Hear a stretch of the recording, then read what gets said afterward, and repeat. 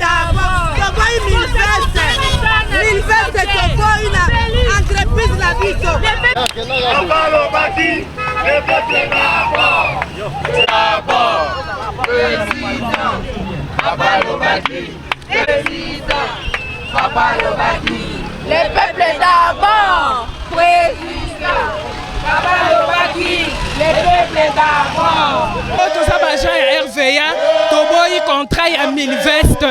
Milveste est un contrat ya ba Turc.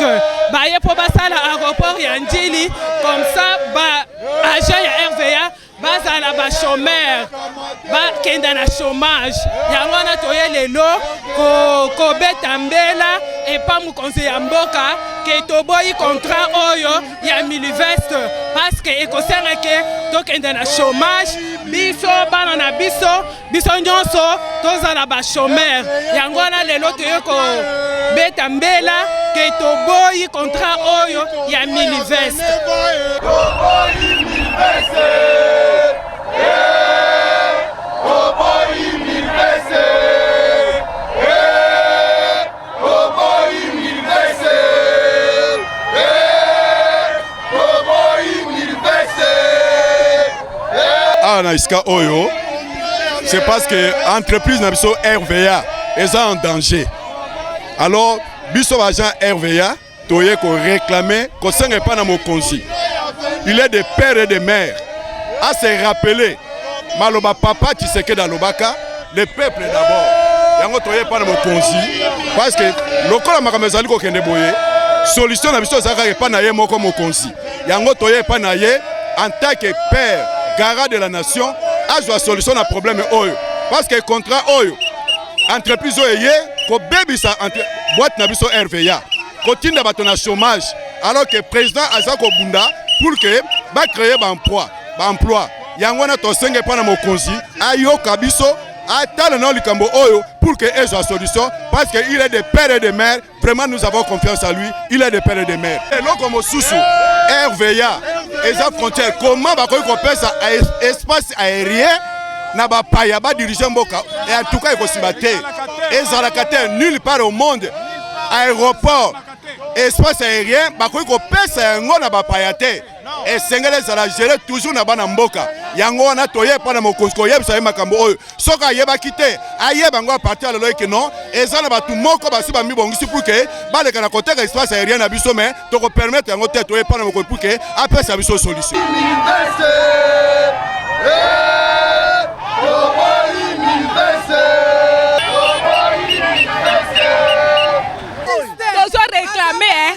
Contrat au Milveste étranger Turquie aye pas signé na RVA alinga longo la contrat biso ba agent nyoso ali ko travail à la gestion la sécurité ya mboka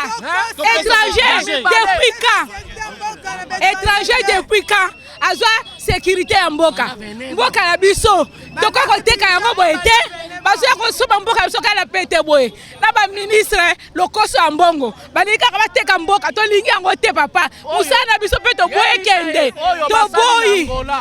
to boy contrat na biso ekende puisque papa alobaki nini alobaki na Fati alobaki papa oya mukolo Tshisekedi papa Tshisekedi alobaki nini alobaki le peuple d'abord siko biso ba peuple oyo to comme ba locataire ou bien toza ba peuple congolais toza ba locataire te biso peut toza l'état puisque RVA c'est l'état. Pourquoi expliquer que gouvernement basolanda yo bozali ko senga nini papa to senga to boy contrat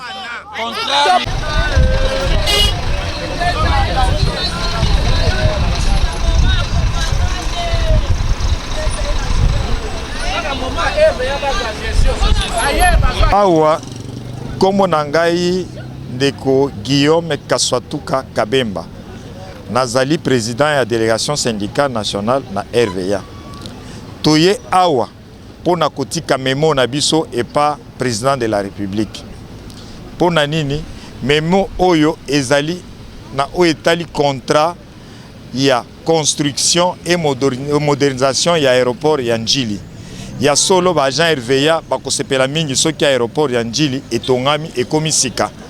Mais awa toye ko présenter chef de l'État memo oyo eza contenir ba doléance na biso ba réclamation na biso par rapport ya contrat. Na kati ya contrat tokuti ke contrat oyo eza koteka mboka yango nde toye kolakisa ye de façon que atia likebi ayeba ke contrat oyo bazolinga ko faire signer ye ezali très dangereux pour l'avenir ya mboka. Bakonzi bazolanda biso basalisa mokonzi ya mboka. Basalisa ye dans le sens ya ke bamemela ye ba contrat oyo ko faire développer mboka en même temps et ko apporter bonheur na kati ya bambota ya ba congolais.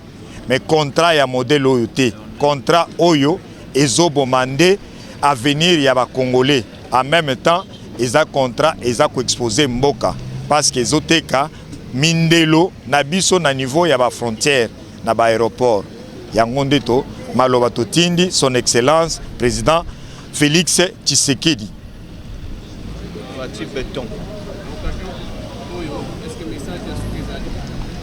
Message na biso ya suki ezali ke tozali na espoir ke maloba oyo tobandi kotinda banda mikolo nyonso ezali kokomela ye tozali kozela ke tozala satisfait na démarche oyo tozana yango. Ba Jean RVA ba continuer conserver non seulement misala na bango mais musala na bango basala na RVA ezala protéger RVA ezala pe protéger.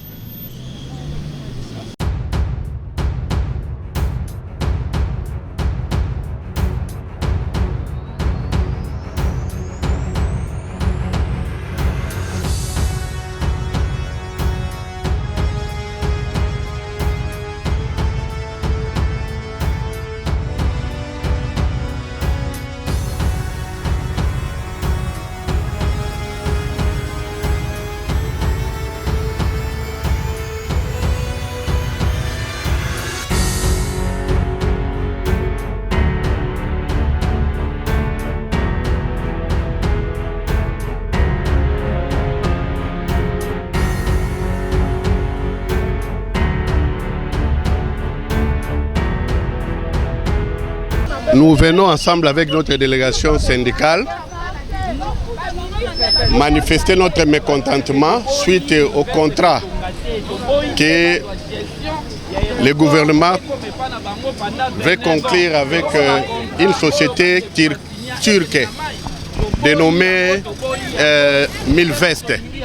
Cette société veut prendre la gestion de l'aéroport de Njili. Mais si vous analysez, en analysant brièvement ce projet de contrat, nous, agents de la RVA, risquons d'être à la porte. C'est-à-dire que tous nos contrats seront résiliés. Et pendant 29 ans, on va perdre l'emploi. C'est-à-dire qu'on perdra l'emploi. On va perdre l'emploi. Nous demandons vraiment que ces contrats ne s'appliquent pas. Parce que si ces contrats s'appliquaient, beaucoup de familles dont les membres travaillent à la RVA en pâtiront.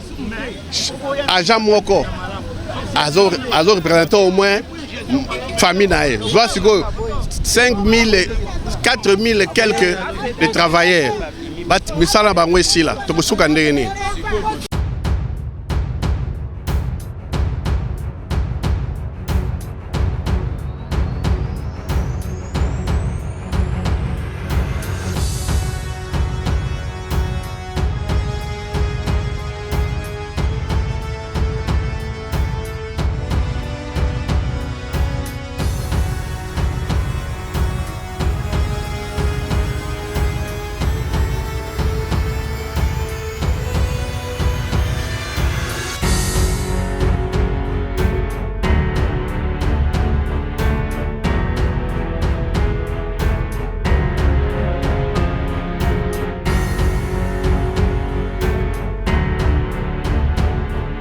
Konzamboke pona kotonga toboyi na biso te mais gestion pendant 29 ans bango baya kozwa ba gérer wana te ekosima 1000 veste ka batirk wana nayebi te nana ye na kopo wana mokonzi tala biso bana na yo tozonga na nda tokefanda tokokoka susu te bango baza bapaya gestion ya mboka opesa bapaya pendant 29 ans papa ata yo moko espace aérienne sécurité ya mboka to céder na étranger eza na sens moko te donc papa na biso basala 30 40 bimi retraite mbongo na bango ekokende na mai oyebi ke bato la bakokufa na tension bakokufa même ngande nazo so balongoli nga na piqué crise na kufi.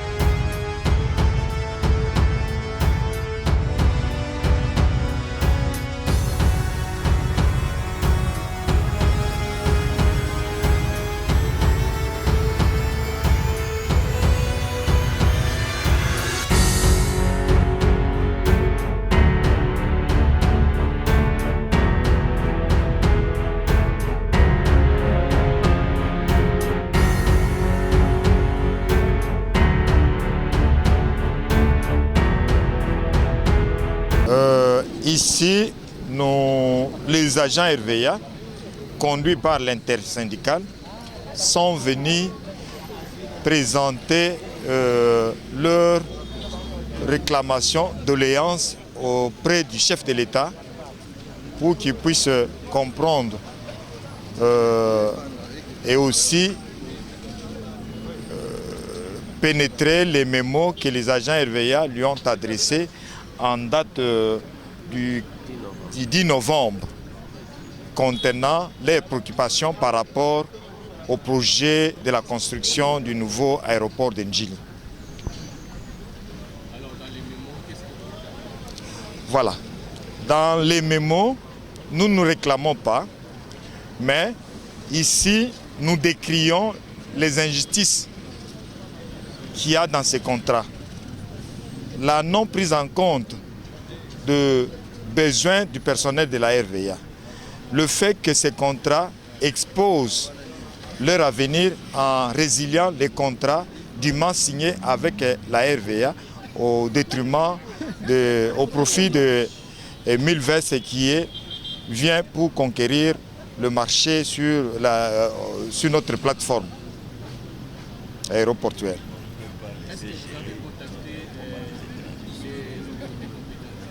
Oui, toutes les autorités compétentes sont saisies. Et ces autorités, depuis un certain temps, sont au courant de la protestation des agents RVA par rapport au contenu de ces contrats. Ces contrats n'exposent pas seulement les agents RVA. C'est un contrat qui expose même l'avenir de notre pays. Parce que la souveraineté est mise à mal dans ces contrats. Parce que nous nous demandons comment la gestion de l'espèce aérienne, la gestion des frontières peut être confiée à des tierces personnes, en l'occurrence des privés. C'est exposer l'avenir de toute une nation. C'est pourquoi, en tant que patriotes, en tant qu'agents de la RVA, nous décrions et nous demandons à ce que le président de la République puisse surseoir l'application telle qu'il est indiqué maintenant de ces contrats, qu'il soit étudié minutieusement et qu'on cherche un cadre qui peut réunir et qui peut sécuriser les pays. À cette occasion, vous avez un message à ajouter? Oui. Les mots de la fin, c'est quoi? Nous revenons encore sur l'aspect de l'emploi. Le chef de l'État, dans son volet, dans son programme d'action, il y a l'aspect social qui est caractérisé par les emplois, la protection des emplois et la promotion des emplois. Ces contrats ne promouvoient pas des emplois. Ces contrats est en train de pouvoir détruire les emplois. C'est ainsi, nous voulons, étant partisans de la création des emplois, qu'ils continuent à protéger des emplois. Et aussi, nous, en tant qu'agents RVA, nous l'accompagnons dans ces domaines-là de la création des emplois. Lobaki, les peuples d'abord. Toboy mille vestes Toboy na entreprise la biso. Papa Lobaki, les peuples d'abord. D'abord, président. Papa Lobaki, président. Papa Lobaki, Les peuples d'abord, président. Papa Lobaki, les peuples d'abord. Tous les agents ya RVA, toboyi contrat ya Milvest. Milvest est un contrat ya ba Turc. Ba ye po basala aéroport ya Njili, comme ça ba agent ya RVA bazala ba chômeur, ba kenda na chômage. Yango na toye lelo ko beta mbela et pas mukonzi ya mboka ke toboyi contrat oyo ya Milvest parce que ekosenga ke to kenda na chômage biso bana na biso nyonso tozala ba chômeur. Yango na lelo toye ko beta mbela ke toboyi contrat oyo ya Milvest. Toboyi Milvest. Toboyi Milvest. Toboyi Milvest. Toboyi Milvest. Ah na iska oyo, c'est parce que entreprise na biso RVA est en danger. Alors biso agent RVA toye ko réclamer ko senga pas na mokonzi. Il est de père et de mère à se rappeler maloba papa Tshisekedi alobaka le peuple d'abord. Yango toye pas na mokonzi parce que lokola makambo ezali ko kende boye solution na biso ezaka pas na ye moko mokonzi. Yango toye pas na ye en tant que père garant de la nation azwa solution na problème oyo parce que contrat oyo entreprise oyo ye ko bebisa boîte na biso RVA kotinda bato na chômage alors que président aza ko bunda pour que ba créer ba emploi yango na tosenge pa na mokonzi ayoka biso atala na likambo oyo pour que ezwa solution parce que il est de père et de mère. Vraiment nous avons confiance à lui, il est de père et de mère. Et loko mosusu RVA eza frontière comment ba koyi ko pesa espace aérien na ba paya ba diriger mboka et en tout cas il faut se battre ezalaka te nulle part au monde aéroport espace aérien ba koyi ko pesa yango na ba paya te et sengele zala gérer toujours na bana mboka yango wana toye pa na mokonzi koyebisa ye makambo oyo soki ayebaki te ayeba yango apartir lelo eke non eza na bato moko basi bamibongisi pour ke baleka na koteka espace aérien na biso me tokopermettre yango te toye pa na mokonzi pour ke apesa biso solution.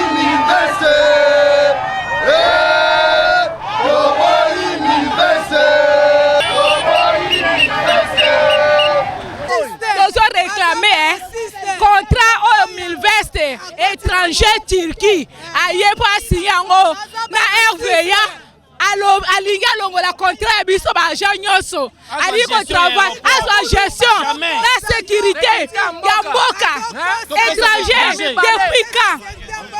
étranger depuis quand azwa sécurité ya mboka na biso toko koteka yango boye te bazo ko soba mboka biso kala pete boye na ba ministre lokoso ya mbongo banika ka bateka mboka to lingi yango te papa musana biso pe to boye kende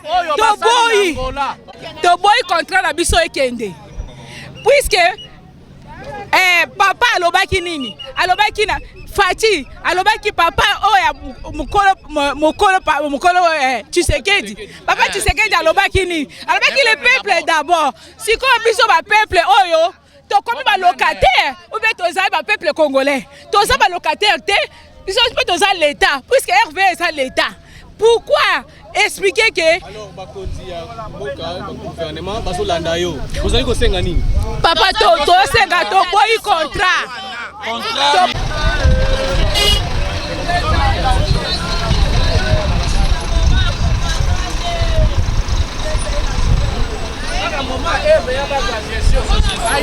awa kombo na ngai ndeko Guillaume Kaswatuka Kabemba nazali président ya délégation syndicale nationale na RVA toye awa pona kotika memo na biso epa président de la République pona nini memo oyo ezali na oetali contrat ya construction et modernisation ya aéroport ya Njili ya solo ba agent RVA bakosepela mingi soki aéroport ya Njili etongami ekomi sika.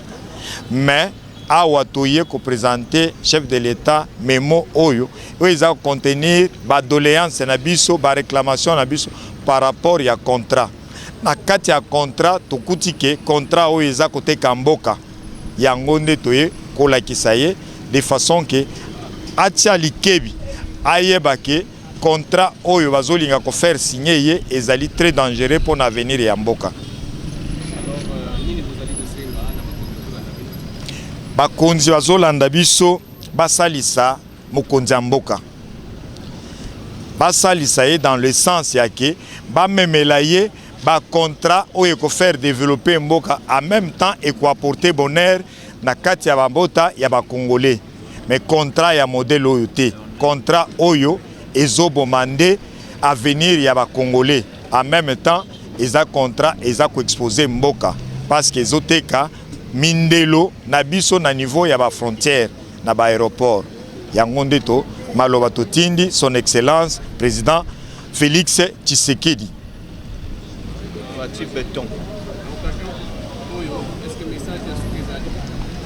Message na biso ya suki ezali ke tozali na espoir ke maloba oyo tobandi kotinda banda mikolo nyonso ezali kokomela ye tozali kozela ke tozala satisfait na démarche oyo tozana yango.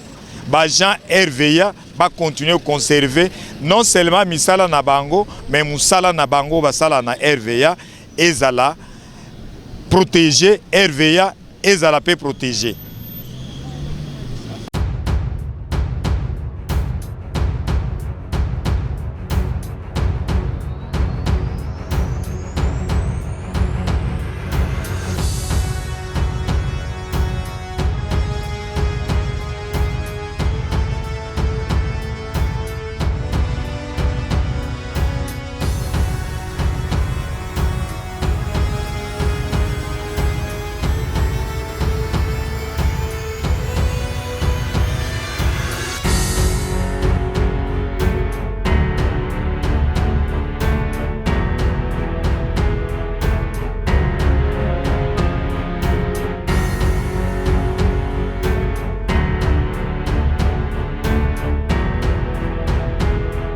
Nous venons ensemble avec notre délégation syndicale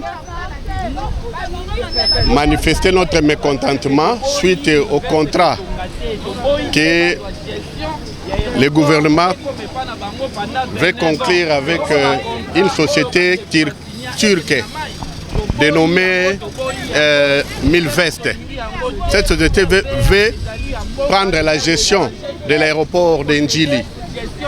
Mais si vous analysez, en analysant brièvement ces projets de contrat, nous, agents de la RVA, risquons d'être à la porte. C'est-à-dire que tous nos contrats seront résiliés. Et pendant 29 ans, on va perdre l'emploi. C'est-à-dire qu'on perdra l'emploi. On va perdre l'emploi. Nous demandons vraiment que ces contrats ne s'appliquent pas. Parce que si ces contrats s'appliquaient, beaucoup de familles dont les membres travaillent à la RVA en pâtiront. Agent Moko, Azo représentant au moins famille naïe. Je vois 5 000, 4 000 et quelques de travailleurs. Mais ça n'a pas ici là.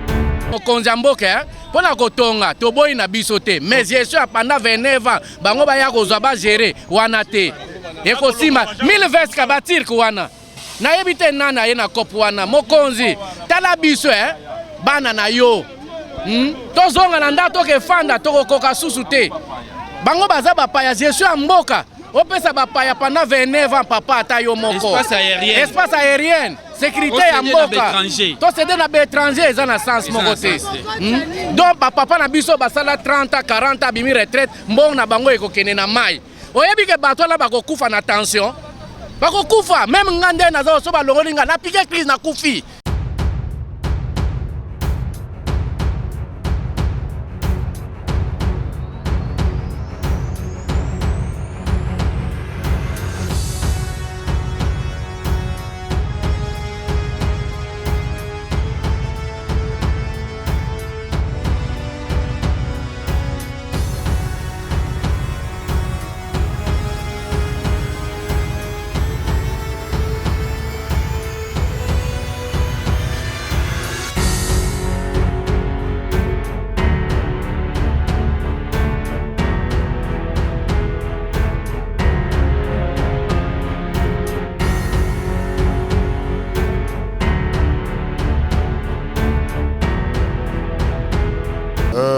Ici, les agents RVA, conduits par l'intersyndical, sont venus présenter leur réclamation, doléance auprès du chef de l'État pour qu'il puisse comprendre et aussi pénétrer les mémos que les agents RVA lui ont adressés en date du 10 novembre contenant les préoccupations par rapport au projet de la construction du nouveau aéroport de Njili. Voilà. Dans les mémos, nous ne réclamons pas, mais ici, nous décrions les injustices qu'il y a dans ces contrats. La non prise en compte de besoins du personnel de la RVA. Le fait que ces contrats exposent leur avenir en résiliant les contrats dûment signés avec la RVA au détriment, au profit de Milvest qui vient pour conquérir le marché sur notre plateforme aéroportuaire.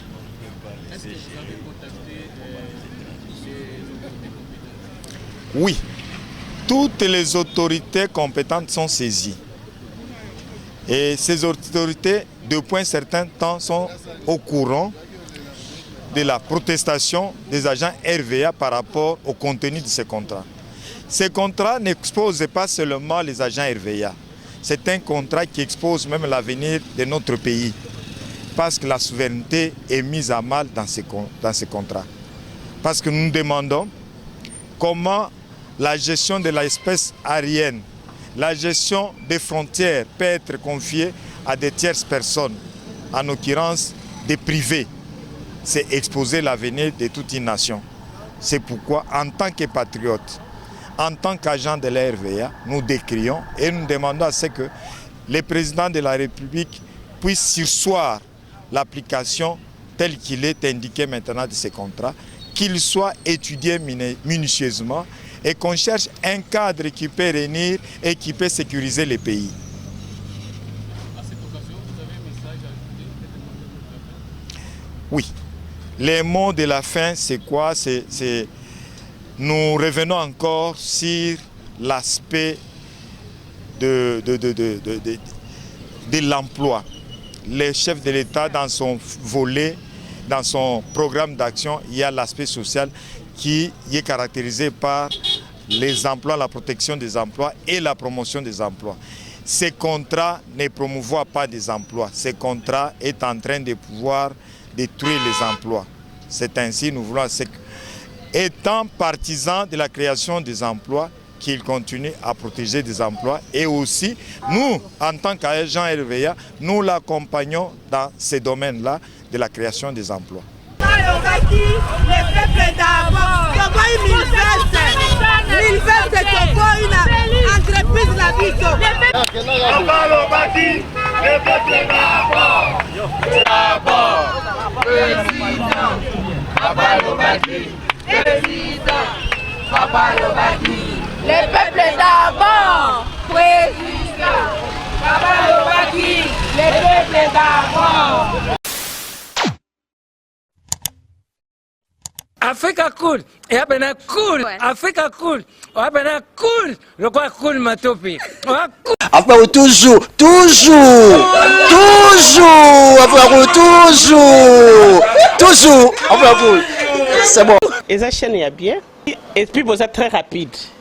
Et ça très rapide, et ça chaîne mon co, bah quoi ça a bien confiance. En tout cas, nazo senga na bato oyo nanu ba souscrire te bazwa. Donc, eza vraiment neti oyo balobaka ke boka lelo, lamba lelo, lia lelo. Vous voulez le Congo?